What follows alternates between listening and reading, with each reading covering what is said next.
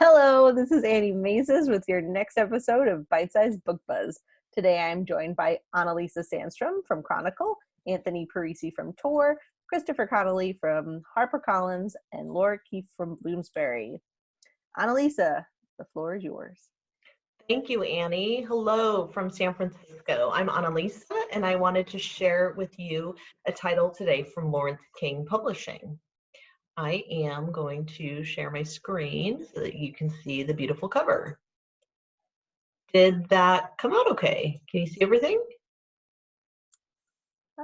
Not quite yet. I'm sure it'll get there. Let's see. Up there it is. Excellent. Success. Excellent. So Pollock Confidential by Onofrio Catacchio, an Italian comics artist, is the second title in Lawrence King's Graphic Lives series. It's a fictionalized graphic novel biography of Jackson Pollock, told from the perspective of an undercover agent, of course, who was working on Operation Long Leash, which was a covert CIA operation during the Cold War to foster and promote American contemporary art. The aim was to counteract Soviet cultural influence on Western artists and intellectuals. Jackson Pollock was one of the many artists to whom taxpayer money was funneled, all without his knowledge. Our CIA agent narrator in Pollock Confidential is the author's invention, but the CIA operation is not. Intrigued? You'll definitely want to recommend this to your patrons who love art, biographies, the Cold War, CIA history, and/or graphic novels. How's that for a Venn diagram of readership? The on-sale date was May 12th, despite what my screen says. And I thank you, and please follow Chronicle Books on Instagram. You can also follow me at annalisa.chroniclebooks, and be sure to look for our friends at Lawrence King Publishing on Instagram. Over to you, Anthony.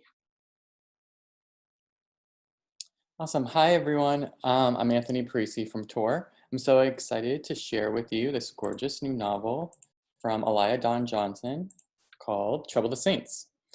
Trouble the Saints splits focus between three gifted characters as they struggle against their fates and the pervasive racism of America right at the cusp of World War II.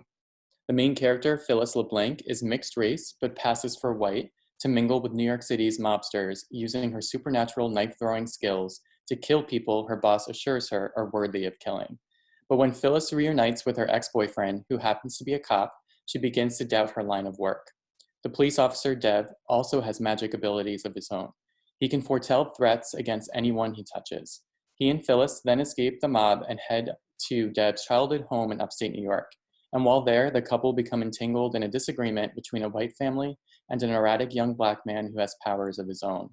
Racial tensions explode into violence, and the truths that each character refuses to acknowledge ultimately come to a dangerous conclusion. This is a lush, beautifully written novel that offers a very nuanced portrait of racism, a magical love story, and alternate secret history.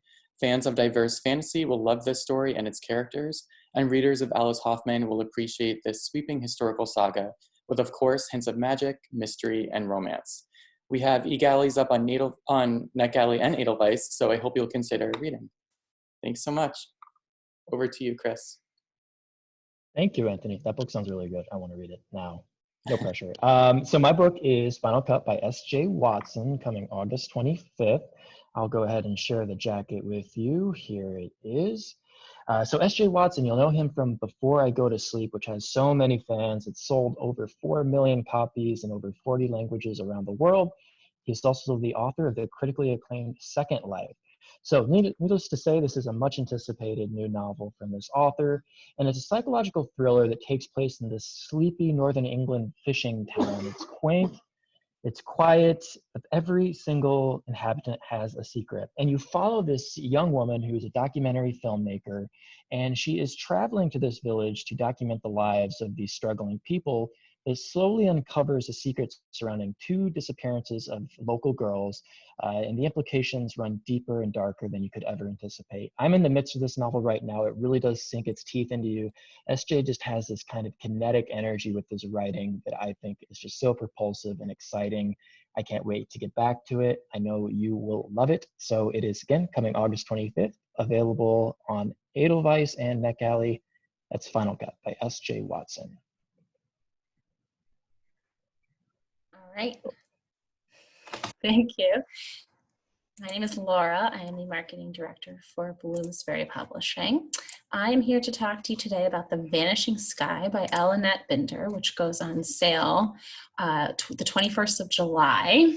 This is a sweeping World War II historical novel in the vein of Warlight or The Invisible Bridge or All the Light We Cannot See. And I know that that is a full market, but I think there is really an endless appetite for the readers who love this kind of book. And this one is a very special addition to this particular genre. We've gotten some incredible early reviews. You can see here, Kirkus called it a masterful story of war, horror, and love. We have a number of really great bookseller reviews as well. I'll tell you a little bit about it here. Set in 1945, just as the war in Germany is nearing its end, Etta, a mother from a small town, has two sons. The eldest, Max, is on the Eastern Front, and her younger, George, is at a school for Hitler Youth. Max returns from the front, and Etta quickly realizes that something is not right and strives to protect her traumatized, mentally ill boy from the Nazi rule. The younger son, George, who was forcibly sent to the Hitler Youth School, has deserted his class of battle-bound teenagers as they set off for the front. And he takes a long and perilous journey home through war-torn Germany, some echoes of Cold Mountain there. The interesting thing about Vanishing Sky is that it was based on the real life experiences of Annette's family. She was born in Germany. Her father actually did get recruited from and desert, or recruited by and desert from the Hitler Youth as a very young child, although he rarely spoke of it to her in his lifetime. And she relied on her paternal grandfather's journals from the time for contextual information about life in Germany. So things like the massive inflation and food shortages are all based on the real experiences. And, you know, the whole thing, it's gorgeous, it's incredibly written, and she brings to it a lot of the awareness of a daughter reckoning with very fraught family history. But it's right up there with all the best books about World War II fiction, and I highly recommend it. So please download it on Edelweiss or NetGalley and let me know what you think.